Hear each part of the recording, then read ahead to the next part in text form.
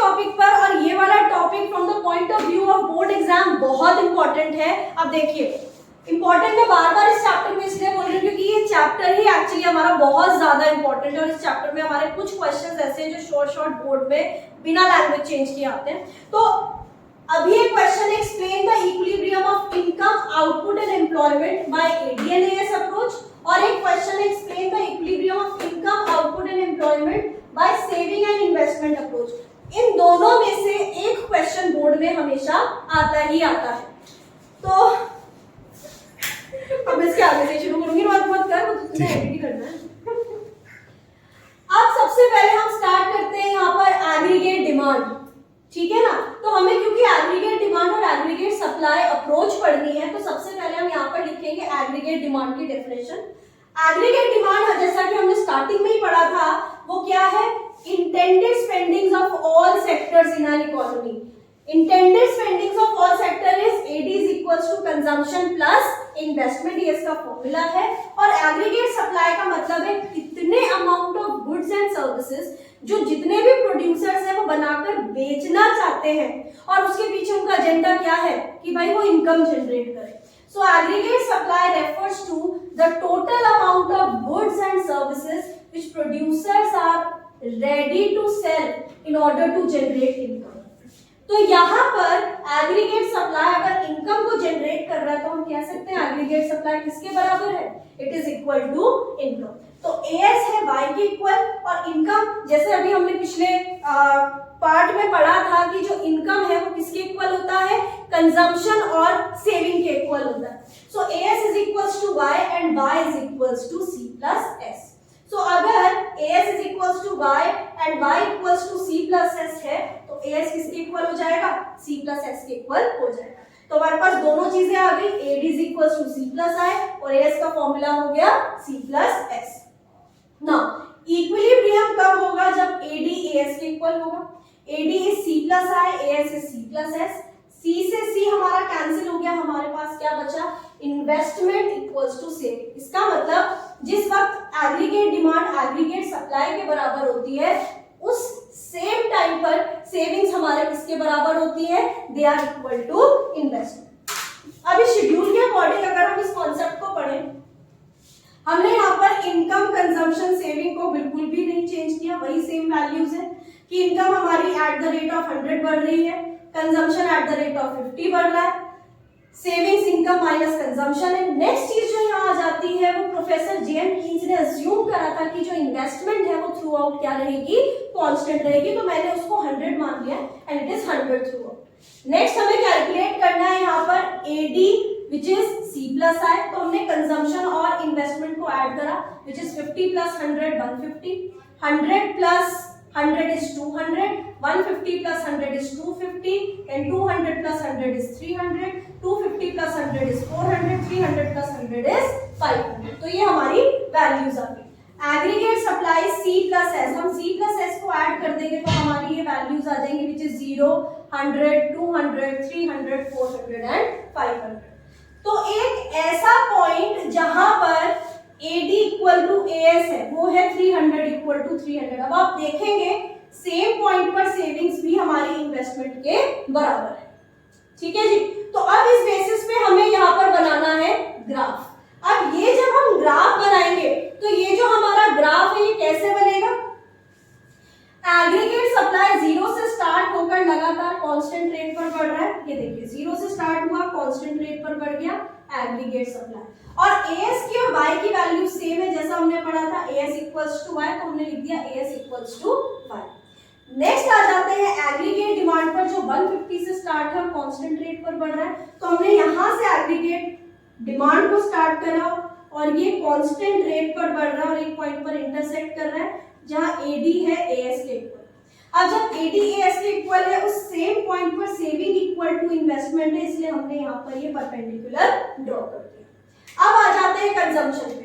Consumption 50 से start है और एक पॉइंट पर ये जो कंजम्पशन है वो इनकम से तो इंटरसेक्ट करेगी क्योंकि इसकी सेम पॉइंट पर वैल्यू बराबर आ गई है, but it will never intersect aggregate demand. तो कंजम्पशन कहां से स्टार्ट होगी? It will start from above the origin but ये जो कंजम्पशन है ये 50 से स्टार्ट हो रहा है, जबकि एग्रीगेट डिमांड स्टार्टिंग फ्रॉम 150।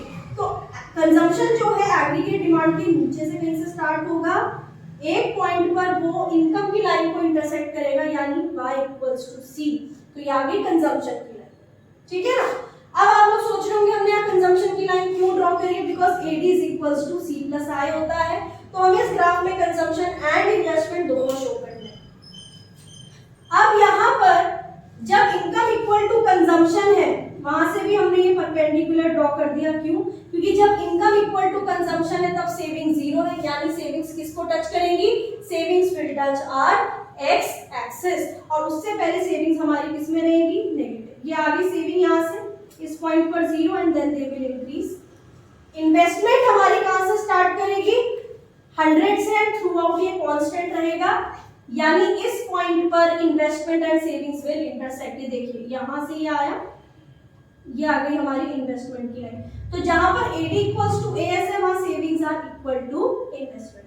तो ये हमारा पूरा ग्राफ है जिसके हमें मार्क्स मिलते हैं। You have to draw the graph like this if you are in ISC, if you are appearing for ISC board examination। अब आ जाते हैं इसकी एक्सप्लेनेशन पे। सबसे पहले में aggregate demand is equal to aggregate supply. जब AD इक्वल टू AS होता है तो इकोनॉमी किस पे होती है, इक्विलिब्रियम पर, यानी ना तो इन्फ्लेशन होता है ना डिफ्लेशन होता है। When aggregate demand is greater than aggregate supply, जब एग्रीगेट डिमांड ज्यादा है यानी कंजम्पशन ज्यादा हो रही है इकोनॉमी में, जब कंजम्पशन ज्यादा होगी तो इन्वेंटरीज की अवेलेबिलिटी कम हो जाएगी क्योंकि लोग कंज्यूम ज्यादा कर रहे हैं। तो इन इन्वेंटरीज को हमें बढ़ाना पड़ेगा, we have to increase them. कैसे इंक्रीज करेंगे, by increasing income, output and employment, जब तक कि AD AS के इक्वल ना हो जाए। नेक्स्ट आता है aggregate demand is less than aggregate supply. जब एग्रीगेट डिमांड कम है तो कंजम्पशन कम है, जब कंजम्पशन कम है तो इन्वेंटरी ज्यादा हो गई, जब इन्वेंटरीज बढ़ जाएंगी तो उससे सरप्लस, सरप्लस का मतलब होता है ले ऑफ प्रोडक्शन, जरूरत से ज्यादा प्रोडक्शन हो जाएगा। जरूरत से ज्यादा प्रोडक्शन को अब हम डंप नहीं कर सकते, उस प्रोडक्शन को हम क्या कर सकते हैं, control. That production has to be controlled by reducing, उसको किसको रिड्यूस करके, by reducing income, output and employment until and unless AD becomes equal to AS। अब आ जाते हैं नेक्स्ट क्वेश्चन पे, जो कि है explain the equilibrium of income, output and employment by saving and investment approach. अब यहाँ पर शेड्यूल सेम होगा, ग्राफ सेम होगा, सिर्फ एक्सप्लेनेशन में थोड़ा सा चेंज है, यानी कि when saving is equal to investment, economy equilibrium पर स्टेट होगी, यानी ना तो इन्फ्लेशन होगा ना डिफ्लेशन होगा। जब सेविंग्स कम है इन्वेस्टमेंट से, अगर सेविंग्स कम है, एक इंसान है वो सेव ज्यादा करता है, सॉरी सेव कम करता है, तो वो कंज्यूम क्या कर रहा होगा, ज्यादा कर रहा होगा। अगर वो कंजम्पशन ज्यादा करेगा तो इन्वेंटरीज की अवेलेबिलिटी कम हो जाएगी, तो इन इन्वेंटरीज को बढ़ाना पड़ेगा bye increasing income, output and employment, जब तक कि सेविंग्स इन्वेस्टमेंट के इक्वल नहीं हो जाती। नेक्स्ट, जब सेविंग ज्यादा है इन्वेस्टमेंट से, अगर सेविंग ज्यादा है यानी कंजम्पशन कम है, जिसकी वजह से अवेलेबिलिटी ऑफ इन्वेंटरीज बढ़ गई, क्योंकि कंजम्पशन लोग कर ही नहीं रहे तो इन्वेंटरीज बढ़ जाएंगी, जो इस ले ऑफ यानी सरप्लस प्रोडक्शन को लीड करेगा। और अगर सरप्लस प्रोडक्शन होगा तो उसे हम कंट्रोल करेंगे। कैसे कंट्रोल करेंगे, by reducing income, output and employment. कब तक, जब तक saving become equal to investment. अब आ जाते हैं इसके न्यूमेरिकल पे, जो 2 नंबर का क्वेश्चन आ सकता है। I am writing it very important, but there can be a chance कि ना भी आए। तो यहाँ पर an economy is stated at equilibrium where consumption is equals to 50 plus 0.2y and investment is 1000 crores. Calculate income, savings and consumption.